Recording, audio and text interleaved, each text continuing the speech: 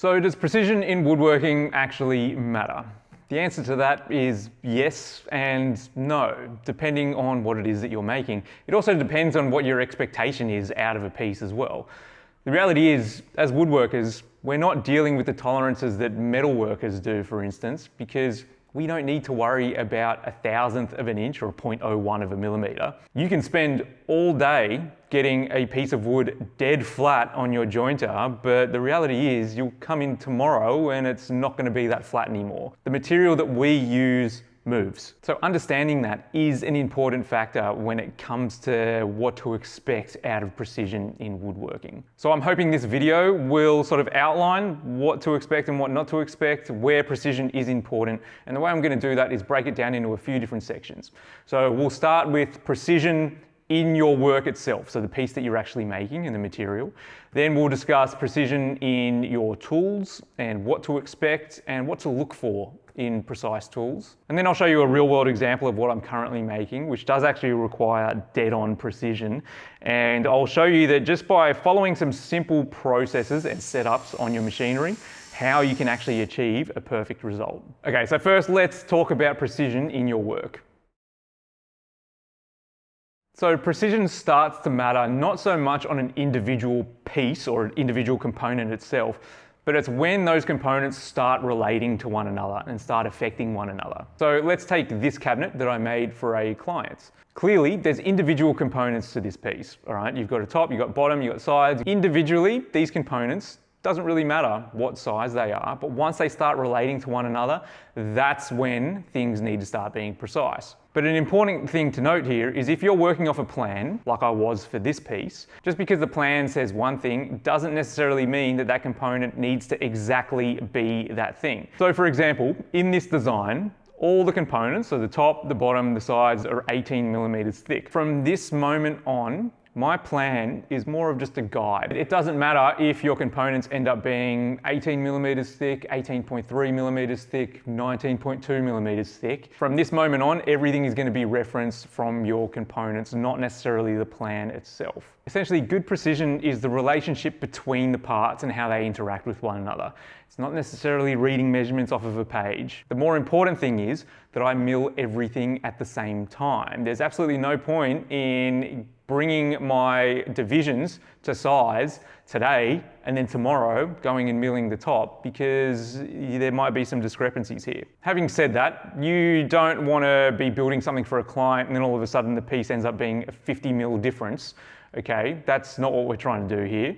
We're just talking about smaller increments of measurements. I do kind of go by this philosophy of if you start square, you'll end square, and that's pretty self-explanatory. But for me, that also means that every single process that I do, I'm trying to do it as best as possible in the hopes that this will all combine into what ends up being a good end result. If you cheat a little bit here, you don't know if that's going to bite you in the butt later on. So I'd say the most obvious area where precision matters is when it comes down to joinery. Once again, the most important factor about whatever it is that you're creating, whether it be a dado or groove or dovetail or mortise and tenon, is that you're going to be creating that joint now based off the sizing of the material that you have and how those components are going to relate to one another. But what is perfect fitting joinery? What makes a precise joint? Well, once again, this goes off working off the individual components, not measurements off a page. As long as the pieces and the components fit well together, then that is precise enough. You don't need to measure to 0.01 of a millimeter to ensure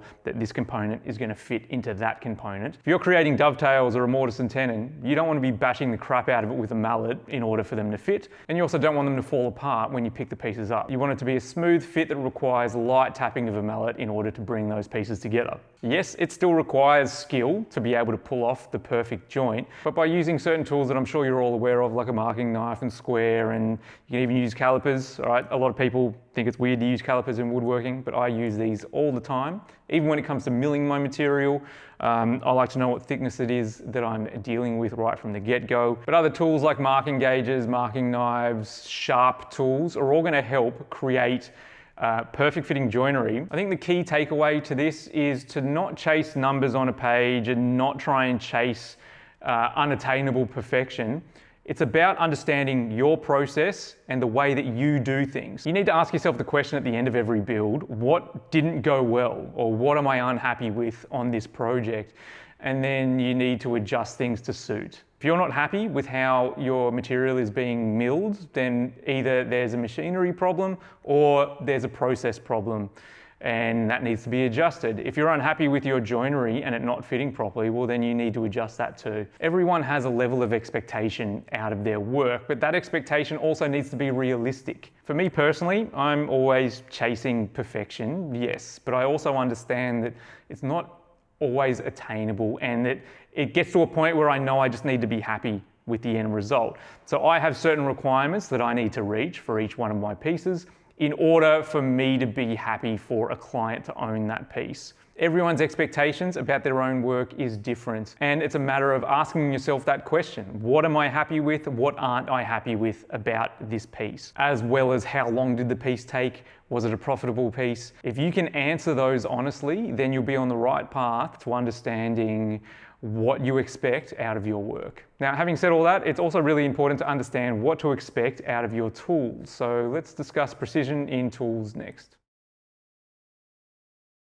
Now, they say a good tradesman never blames his tools, but whoever came up with that saying has clearly never used the jet drum sander. That thing is a piece of crap, and I happily blame that thing for bad work. But the reason why we spend our money on tools and machines is because we want them to make our life easier, and we want to be able to get a good end result from them. I say this all the time, but I want to be able to trust my machines. If I can't trust it, then I'm not going to use it. Now, precision in my tools is incredibly important for me in this shop because I want to just be able to walk up to it, use it, and get back to building. And that is going to be the case for any productive shop. We do not have the time to be setting up machines every time we want to use them. Now, that's not the case for everybody. There's a lot of people out there that I'm sure enjoy spending their time setting up machines in order to be able to use them.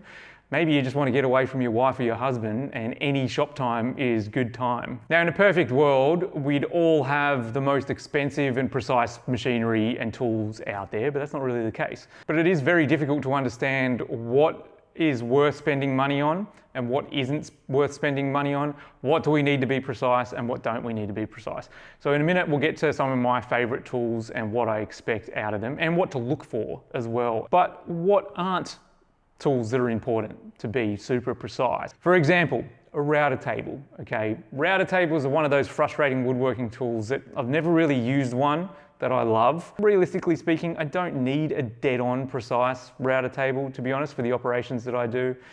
But it comes down to personal preference as well. Other tools that I don't find that need to be dead-on precise is my track saw, okay? I don't use track saw for finished cuts. So for me personally, a track saw isn't important, but for you, a track saw might be really important. And when it comes to hand tools like hand saws or chisels, it comes down to the user themselves, to how accurate and precise their end result is.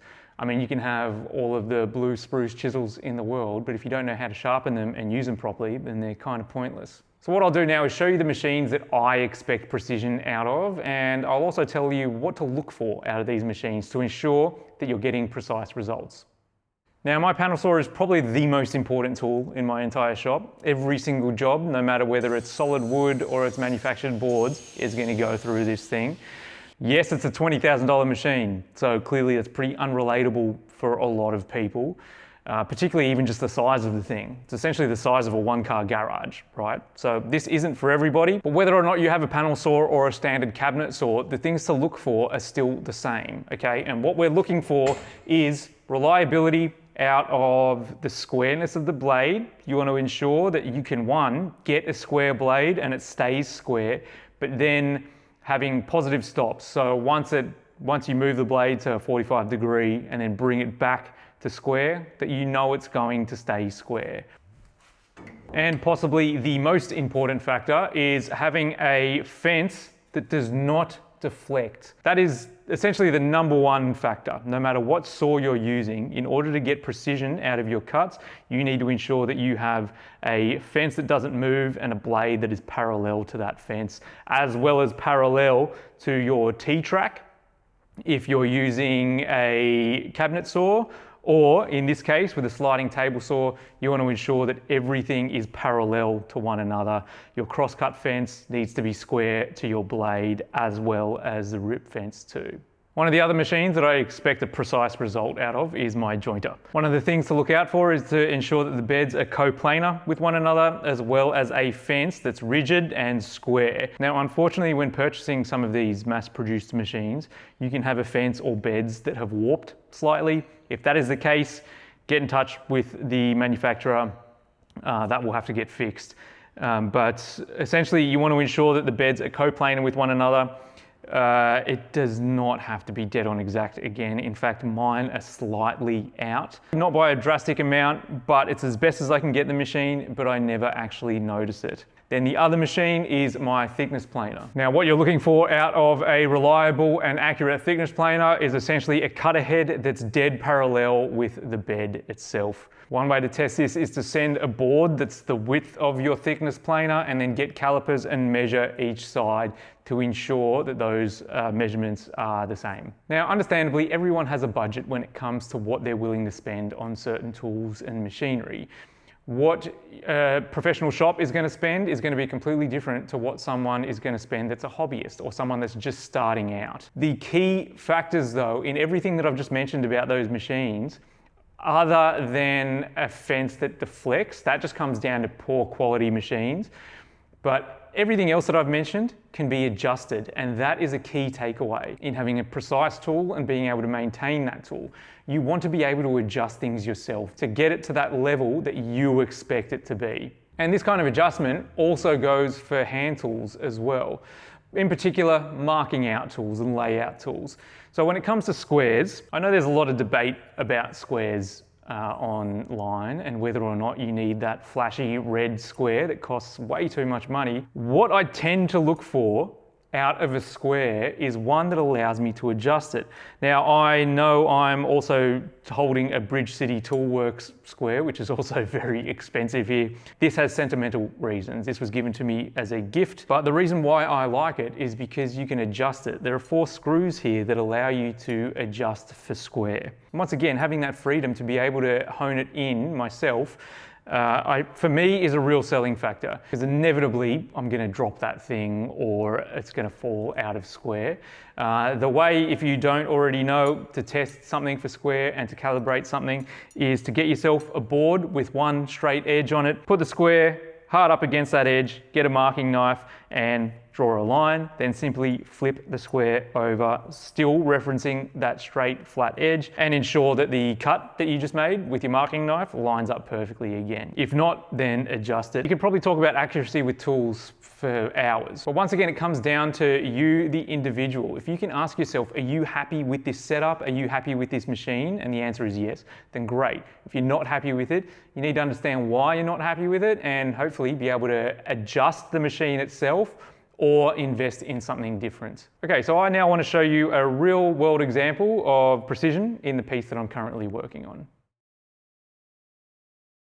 All right, so if you can't already tell, the piece that I'm currently working on is a chessboard, but what you're actually seeing here is the substrate of the chessboard. The key factor about this are all the grooves that you see in this grid pattern. And these grooves are a key example of why precision sometimes really matters. Each one of these squares, each one of these grids is perfectly in line with one another. And the reason for that is to then help the following order of operations for them to go a lot smoother. What I mean by that is what you can see here is 120 pieces of copper. Each one of these pieces have 4 cuts each to create a little miter joint at the end of each one. And what these pieces do is fit in each one of these grooves, creating almost like a Kumiko style join. Once you can see they're all set in place, these pieces fit perfectly and all of these pieces are exactly the same. So you can just imagine if I had to custom suit each one to this grid, I'd still be there cutting each piece. And basically the idea that I'm going for here is then each individual square will sit in between and have a perfect 1.5 millimeter gap or shadow line around each square. Now, another key factor in this working is the substrate itself. I've used MDF here. Now, before everyone starts losing their mind over this, MDF has a time and a place, and this is the time and place for using the MDF. Using anything else is going to bring in movement, and it's going to then essentially negate the entire purpose of going through all of this effort. You can't use solid wood because that's going to expand and contract, and all of a sudden these pieces will start falling out and all my reveals won't be right. The other option is using something like plywood, but plywood also moves, so that's not an option for this substrate. MDF is the perfect material for this exercise in precision. Then setting up my saw and following specific steps allow me to get parallel cuts and square cuts over this substrate. And in fact, one thing about this trick is each one of these pieces is exactly 2.5 millimeters. So these grooves needed to be exactly 2.5 millimeters. Problem is the kerf on my saw blades are either 2 millimeters thick or 3.2 millimeters thick. So I've actually used a 2 millimeter saw blade and managed to cut 2.5 millimeter grooves perfectly and consistently over this entire grid pattern. So I'm going to show you how I did that now. So by using this jig, I'm easily able to create this very precise grid work. Now, you don't need a $20,000 panel saw in order to be able to achieve this. This will work with any cabinet saw as well. The most important thing is that you have a fence that's parallel with your blade. So let me just run you through what's going on here and then I'll show you how I did it. So I've got my 2 millimeter blade here and that sticks up 6 millimeters. So that's giving me a 6 millimeter depth of cut. I then have a piece of aluminium and it's held firmly in place. This is also 2 millimeters. So the aluminium and the blade are both exactly 2 millimeters thick. So if you can't already tell, this is going to act as a guide to be able to cut the repetitive cuts. The width between the guide and the blade has been set to give me the exact right width that I want for each square. Then, as you can probably see how this is going to work, you essentially have that groove guide the substrate over the blade, and then you continually move across as you go. Now, like I said, I've created a 2.5 millimeter cut with a 2 millimeter blade. We'll get to that in a second, but let me just tell you how this has been set up because it's actually really important and really quite easy. So first of all, I cut the groove for the aluminium. So I set my fence up to where that needs to go. I flip this board over and get the right depth of cut and run my board over the blade. That has now given me the groove that I can place my aluminium in.